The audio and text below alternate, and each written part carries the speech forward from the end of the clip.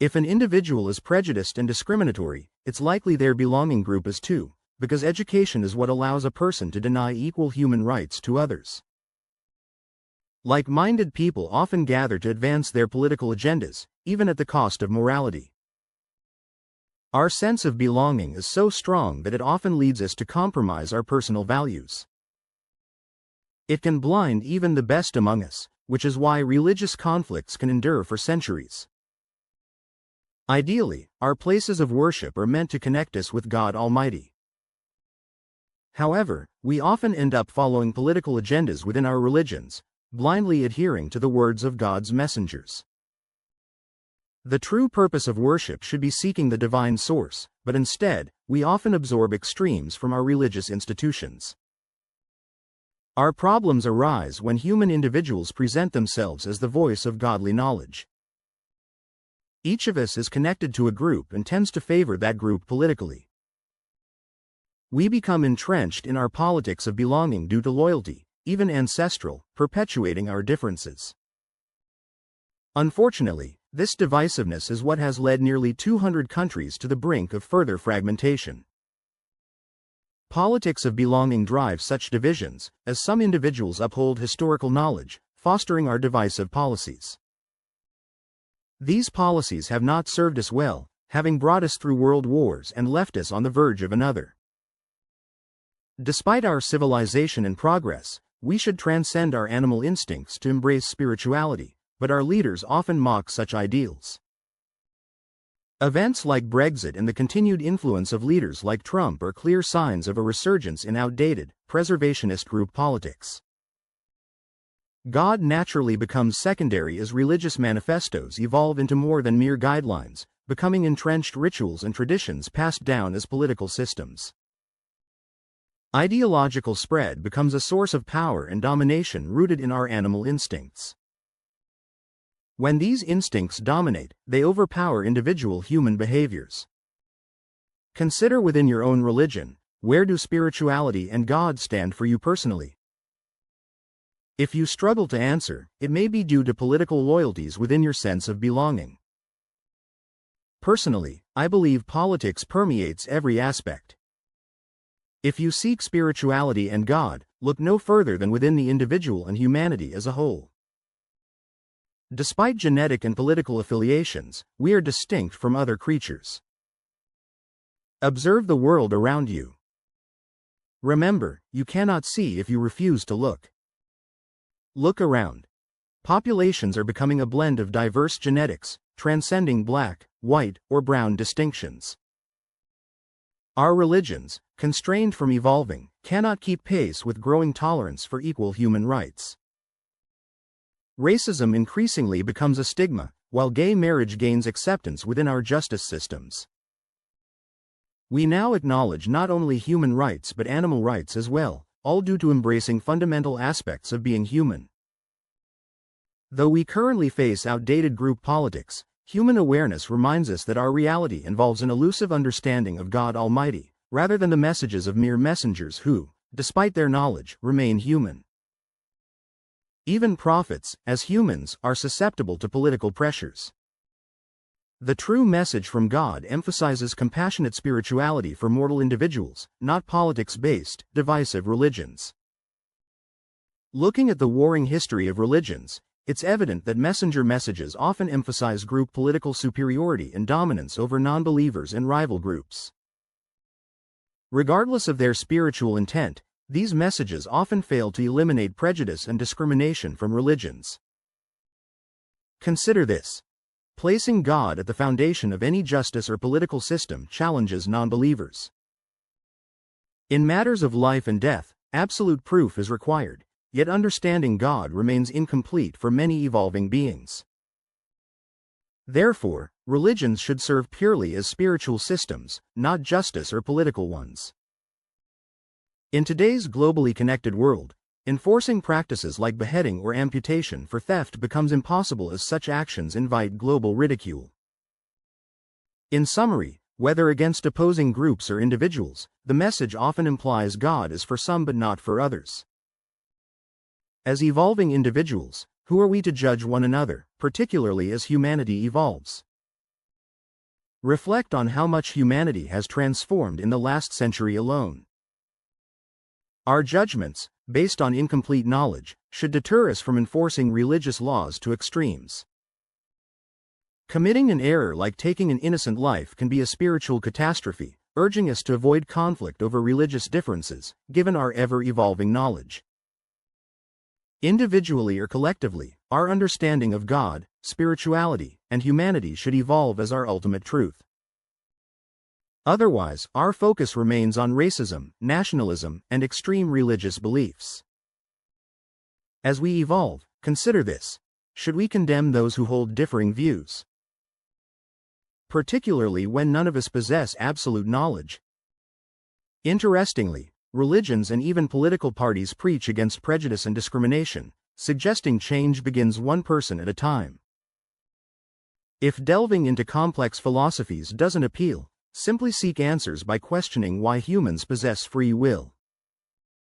Consider why we inherently understand justice and injustice, and why these concepts exist from birth. If knowledge is taught, why do instincts, as seen in the animal kingdom, evolve into survival tools? Cats possess claws and fangs for hunting, deer and rabbits run swiftly, while ants and bees perform programmed tasks. Why then are humans above these creatures? Not only genetically gifted, we are spiritual beings, yet some fail to embrace free will. Look at siblings raised in the same household. Despite genetic and environmental similarities, differences arise. On the surface, it may seem innocent, logical, and inherent to our nature, but the politics of our sense of belonging is powerful enough to suppress even an educated and evolved human individual's ability to exercise free will. Remember, free will isn't something we learn. It's innate, brought with us from before birth. A gift from God, not from any group, whether national or religious. If anyone preaches killing in the name of their group, it's our individual responsibility to critically examine the politics of belonging, guided by our personal sense of justice. The politics of group belonging should be seen as a significant issue, not an asset to humanity. We may acknowledge our prophets as wise, possessing divine knowledge and understanding everything. While this may suffice for some groups, the crucial question remains: does it suffice for humanity as a whole? Let's ask: can anyone quantify the innocent lives lost throughout history due to our religious beliefs? I wager no one can, because the politics of belonging have manipulated and corrupted spiritual systems across all religions. Yet, as ordinary individuals, we all perpetuate prejudice and discrimination in the name of God.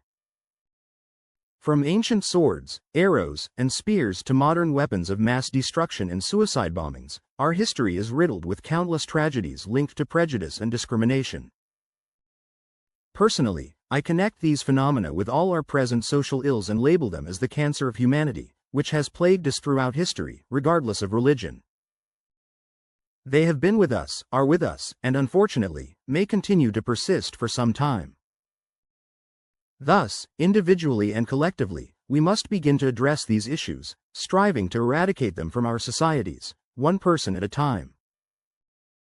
As an evolving species, just look around. Beyond religion, humans have consistently progressed in all aspects of life. Though we may falter, our civilization continues to advance. While people still gravitate towards the politics of group belonging, modern societies demonstrate greater tolerance. Despite hindrances to humanity's potential, progress persists. Imagine a world without religious, nationalistic, security-driven, and hate-fueled political conflicts. Undoubtedly, humanity would be much farther ahead, with far less loss. Interestingly, today humanity is called upon to unite in addressing shared challenges like global warming-induced weather extremes, borderless social crimes facilitated by the internet, and the threat of infectious diseases such as Ebola and coronaviruses. However, our politics often keeps us divided, fostering prejudice and discrimination against one another. We remain apprehensive of injustices perpetrated by our own kind, despite being evolved spiritual beings. These fears are deeply rooted in ancestral experiences of injustice. While our ancestors were less evolved and committed injustices against each other, today we must strive to collaborate despite our differences, akin to how we cooperate on space stations, climate monitoring, tsunami warnings, and combating infectious diseases like Ebola and coronaviruses. Had every race, nation, and religion advocated for equal human rights in our distant past, the devastating death toll from the politics of group belonging might have been averted. Our religious texts often point towards days of reckoning and judgment. Unfortunately, with today's weapons of mass destruction, the extreme politics of group belonging, and pervasive prejudice and discrimination, we risk turning these prophecies into reality. Unless we shift our allegiance to humanity as a whole, we may hasten the day of judgment upon ourselves by failing to evolve with the demands of our time. Earth is our home, humanity is us, and our allegiance should be to humanity as a whole, not to divisive groups as has historically been the case. There is nothing wrong with having a belief system or loyalty to ancestry, as long as today we leave no room for prejudice and discrimination, and make ample room for evolution. If you are scientifically and technologically advanced, you should also be advanced in medicine. Similarly, if you are medically aware, you should understand the power of emotions and love. Just as being politically aware requires spiritual awareness, ask yourself, do you consider yourself an evolved individual? Are you capable of juggling everything demanded in today's hectic life to achieve personal success?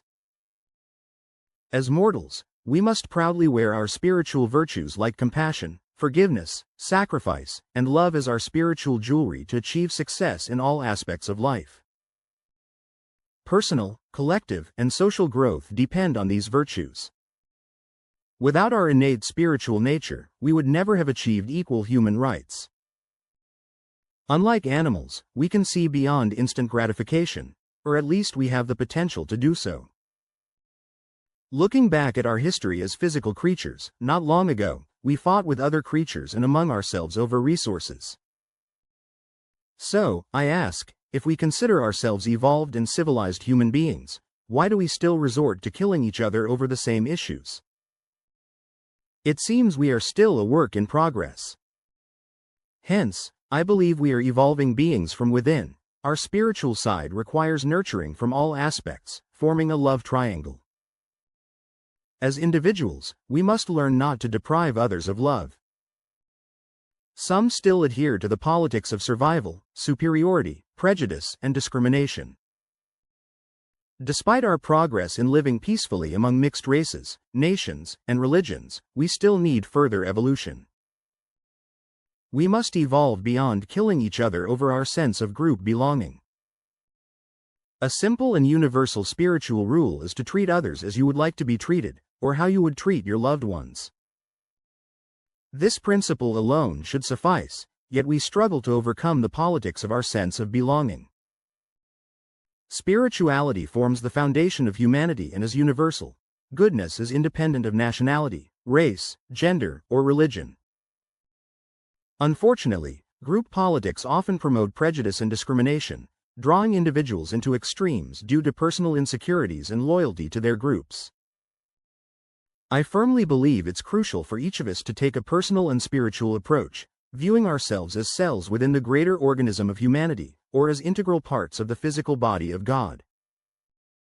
Human progress has been tumultuous, with ups and downs, due to our group politics pulling us back towards viewing ourselves more as animals than as spiritual beings.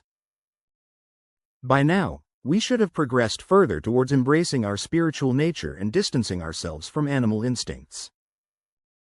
Yet, our wars continue, social injustices persist, our prisons overflow, and, to top it all off, obesity rates are higher than ever before in human history. What does this tell us about humanity? Are we constantly seeking instant gratification in all aspects of life? If so, it indicates animalistic dominance.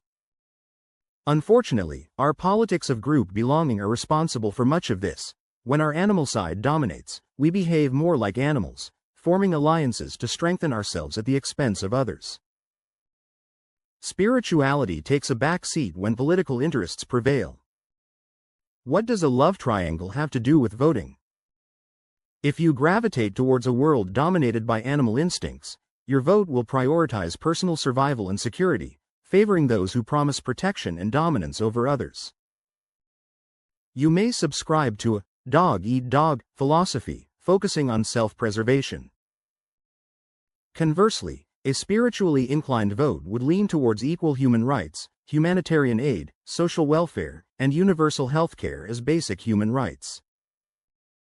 Considering the love triangle metaphor, it encapsulates love, encompassing the deep-rooted cores of both animal instincts and spirituality. The capacity for love and sacrifice is a spiritual trait, something every human being is capable of possessing. Our challenge lies in addressing the emotional wounds that can lead us into internal turmoil, turning us into slaves of our animal instincts.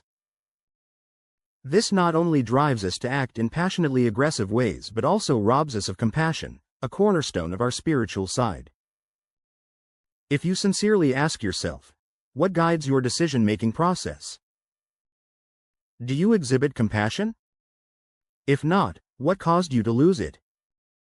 Did someone, even God, deprive you of love during your formative years? Why does your animal side overpower your spiritual side? If none of these scenarios apply, yet you still feel dominated by your animal instincts, you must ask why. If you find yourself surrounded by individuals who uphold a dog-eat-dog philosophy as the only viable path, consider the strength of your sense of belonging.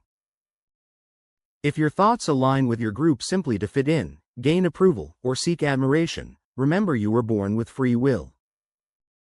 If your sense of belonging inhibits your ability to exercise free will, it reflects personal weakness rather than the strength of your group membership. Assuming you are otherwise healthy, consider your genetic makeup. You are neither a warrior ant nor a worker bee. You are a capable human being with a fully functional physical body and a capable spirit within. You are an entity that embodies the entirety of humanity's spectrum, from good to bad and everything in between. Should you choose to embrace a dog-eat-dog mentality, your focus will be on physical survival alone. While crucial, spiritual starvation may ensue unless you aid those in need, irrespective of your resources or voting against those advocating for social assistance. Remember, God does not need your assistance, but by aiding the less fortunate, you indirectly assist God, as every living individual represents a spiritual cell of God. God holds significance only when spiritual concepts assume physical form, a task undertaken by humanity. Since we are here to reciprocate, life is not fulfilling if we choose to live only in the physical realm. Spirituality brings peace of mind, happiness, and contentment that may be absent in a purely mortal existence. It is our spiritual side that elevates us above mere animals. Compassion, the ability to sacrifice, and the capacity to love originate from our spiritual side. While one may argue they love as an animal does, such feelings are often influenced by hormonal reactions. True love is intertwined with spirituality, allowing one to love others deeply enough to make sacrifices, such as dedicating oneself to a cause or serving God without expecting anything in return. It includes the willingness to donate to nations even if they are considered enemies during a crisis. What motivates people to act in such ways? Why do some socialist nations rank higher on the happiness scale compared to religious ones? Shouldn't religious nations, if they practice spirituality, achieve similar happiness levels? While personal freedom is essential, we are all profoundly connected to humanity. It's not about choosing one over the other but maintaining balance deeply within our core. Achieving balance there enables us to balance our mortal lives. We can love our partners, our children, and our families, as well as our communities, nations, religions, and all of humanity equally. This can only be achieved by becoming strong enough to be the CEO of our own lives, capable of creating equilibrium in every aspect. Embracing mortal life means experiencing everything it offers, from chemical emotions to spiritual insights, all wrapped into one exclusive package. The wisdom of mortal life is deeply personal and must be lived firsthand. Opting for one experience over another denies us a comprehensive understanding. To attain the wisdom of happiness, one must learn to be adaptable and fit into the flow of time rather than trying to force time into one's own schedule. Remembering our mortal nature is crucial. No one escapes it, no matter how special they may feel. Sometimes, we must learn, unlearn, and then learn anew, akin to the cycles of planting, harvesting, and replanting. While scientific inquiry may lead some to question the existence of God, in the face of mortality, acknowledging spirituality not only makes sense but becomes essential for finding comfort in our mortal existence. Our evolving knowledge necessitates keeping an open mind, as becoming overly entrenched or radicalized in any scientific or religious ideology reflects ignorance, regardless of the type of knowledge.